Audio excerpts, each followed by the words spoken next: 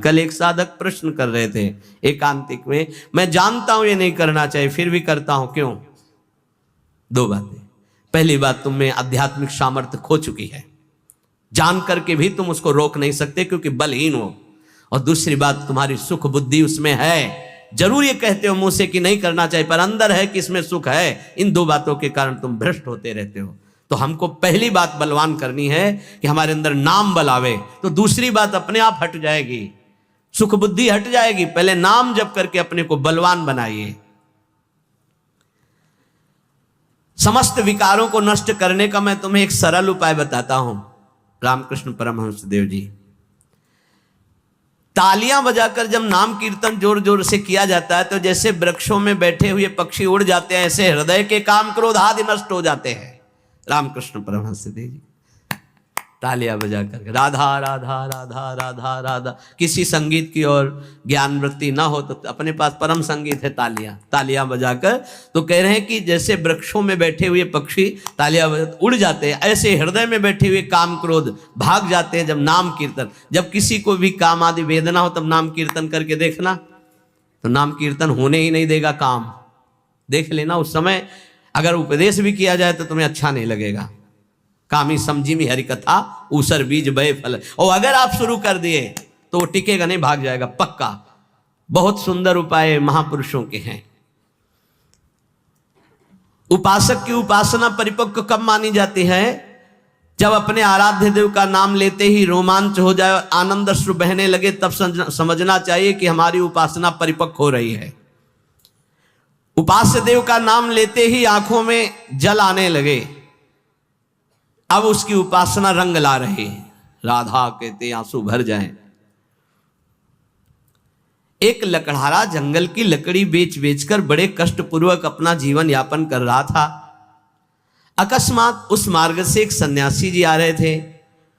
उन्होंने लकड़हारे के दुख को देखकर कहा, बेटा जंगल में तुम सूखी लकड़ियां बिन रहे हो, इसके आगे बहुत कुछ है, आगे बढ़ो और कुछ तुम्हें प्राप्त हो जाएगा, मैं देख रहा हूं। वो आगे बढ़ा, सूखी लकड़ियां छोड़कर, ध्यान देना महापुरुषों के उदाहरण साधारण नहीं होते, बात साधारण दिखाई दे रही। जब काफी आगे बढ़ा तो उससे चंदन की खुशबू आई, तो चंदन के वृक्ष मिले।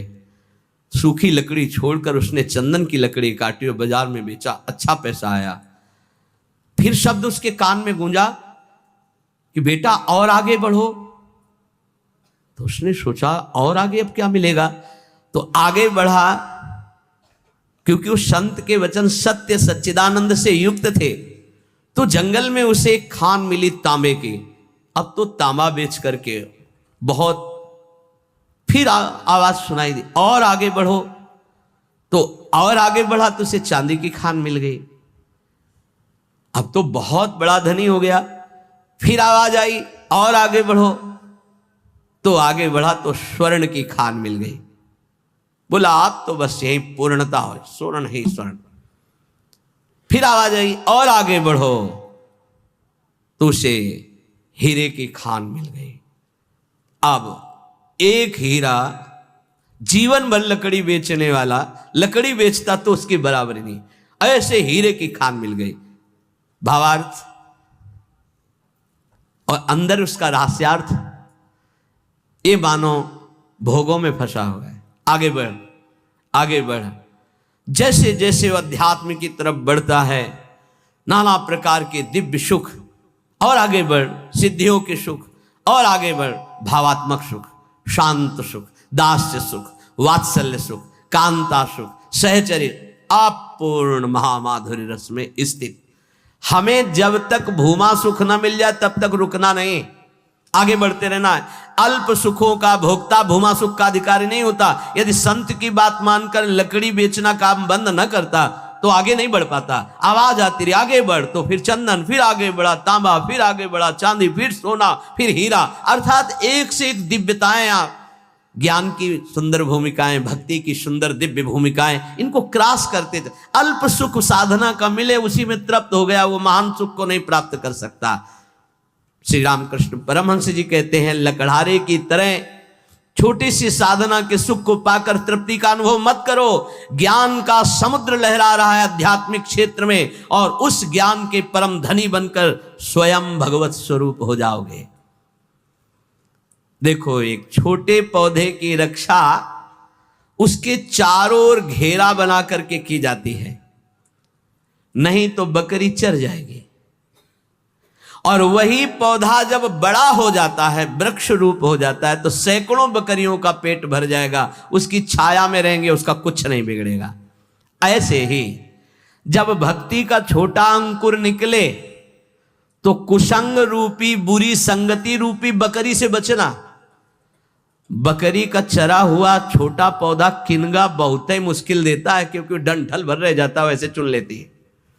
अर्थात यदि बुरी संगति हो जाए नए भगत को, तो पूरी भक्ति को ही वो नाश कर देगा, पूरा का पूरा नाश कर देगा। तो आप देख लो, आंखों के सामने दिखाई देता है।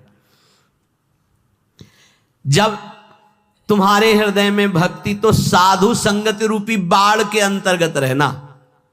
साधु संगत करे अनुदिन राति, अर्थात संतों के वचनों में केवल रहना, बस दूसरे की बातें मत सुनना, नहीं तो वो बकरी है, चर जाएंगी, किनगा भी नहीं निकलेगा दोबारा भक्ति का।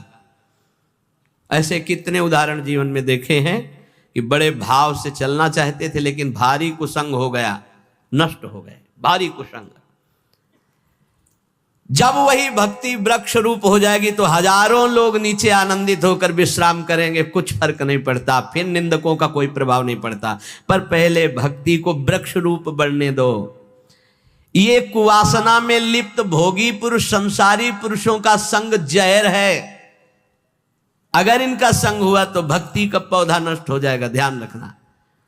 ये दुर्जन भेजे जाएंगे तुम्हारे पास, दुर्जन जो भक्ति को नष्ट करने वाले हैं, पर तुम इनका संग मत करना, तो तुम्हारी भक्ति वृक्ष रूप हो जाएगी। बहुत जोर से प्रभाव पड़ता है दुर्जनों का। भगवान का भरोसा और विघ्न अपने आप नष्ट हो जाते हैं, पर बड़े भयानक प्रलोभन, बड़े भयावह दृश्य संसार के ऐसे उपस्थित होते। तो कह रहे हैं कि ये तुम्हारे पास भेजे जाएंगे, भगवान से प्रेरित होकर भेजे जाएंगे, वो भेजेंगे। अब क्या भूमिका है, अब क्या भूमिका है? देखो, पत्थर चाहे सैकड़ों वर्ष पानी में पड़ा रहे, पर उसमें अग्नि उत्पादक शक्ति नष्ट नहीं होती। घर्षण करोगे पत्थर को तो अग्नि प्रकट कर देगा। ऐसे ही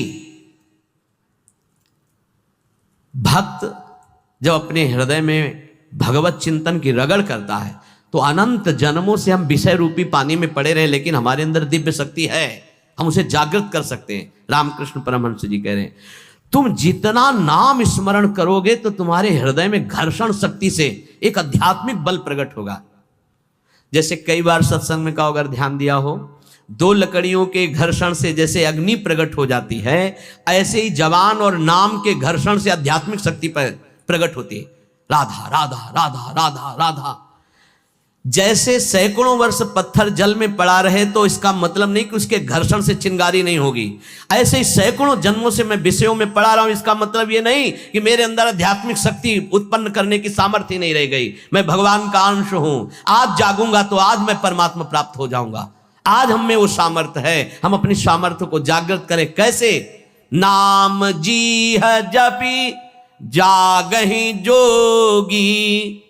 नाम जप करके हम जगते हैं, हम अपनी शक्ति को जागृत करते। नाम, ईश्वर का नाम जितना तुम जपोगे उतना ही हृदय प्रफुल्लित होकर महान पावर से युक्त हो जाएगा। बड़े बड़े महापुरुषों के वचनों को पकड़ लो। एक मनुष्य कुआं खोदना शुरू करता है, बस एक हाथ पानी रह जाता है और रोक देता, थक गया। ये 25 हाथ खोद चुका, फिर भी पानी नहीं निकला, अब तो लगता है नहीं निकलेगा, और एक हाथ में पानी है। ऐसे ही साधक कभी कभी धोखा खा जाता है। बस भगवत प्राप्ति होने वाली है, उसको लगता है पूरा जीवन हो गया, अभी तक कोई अनुभव नहीं हुआ। अरे थोड़ा एक हाथ और खोद, स्रोत निकलने वाला है। रामकृष्ण परमहंस जी कह रहे, पर वो नादान, एक हाथ में पानी निकलने वाला था, छोड़ दिया। दूसरी जगह कुआं खोदा, फिर छोड़ दिया, फिर तीसरी जगह कुआं खोदा, पूरा जीवन कुआं खोदने में लगा दिया, पानी नहीं पी पाया। समझ पाए? ऐसे उपासक है ये संप्रदाय, वो मार्ग, लेकिन पानी नहीं पी पाया चुल्लू भर। अगर एक ही ढंग से खोदता तो बस एक हाथ बाद स्रोत खुलने वाला था। एक गुरु, एक ग्रंथ, एक पंथ, एक मंत्र, एक संत, एक कंत, सांगो पांग उपासना पकड़ लो, निकल जाए। हमने देखा कि जो इधर उधर भटकने वाले वो जीवन भर भटकते रहते हैं, क्योंकि तलवार की धार पर चलने के लिए जो हिम्मत चाहिए वो गुरु बदलने से नहीं आती, वो चलने से आती है। ये जो बदलुआ लोग होते हैं ना, बदलते ही रहते हैं। व्यभिचारी की वृत्ति पातिव्रत धर्म से कभी एक नहीं होती, ध्यान रखना। होटलों को खाने वाला कभी एक रसोई में भरपेट जीवन भर नहीं खा सकता, उसको चाट लग गई है। ऐसे ही ये जो व्यभिचार प्रवृत्ति भक्ति में है, आज यहां कल वहां, परमहंस जी कह रहे 25 हाथ कुआं खोदा, छोड़ दिया कि यहां पानी नहीं हो, एक हाथ बाद पानी निकलने वाला था। फिर दूसरी जगह खोदा, फिर छोड़ दिया, फिर तीसरी जगह खोदा, जीवन हो गया। कुआं खोदते पानी नहीं मिला। अगर एक में ही उतनी मेहनत और कर देता तो करना ही नहीं पड़ती, एक हाथ बाद स्रोत था। जिस नाम, जिस मंत्र, जिस गुरुदेव का आश्रय लो, प्रेम भाव वाली परिवर्तन की बात अलग है कि हम प्रेम मार्ग में आगे बढ़ते चले जा रहे हैं, दास से शांत, सख्य, वात्सल्य, वो बात अलग है। लेकिन ऐसे भाव रखकर कि इससे तो काम नहीं बना, अगला खोदते हैं कुआं, फिर वहां भी काम नहीं बनेगा, ऐसे भटकते रहोगे। बहुत महापुरुषों के वचनों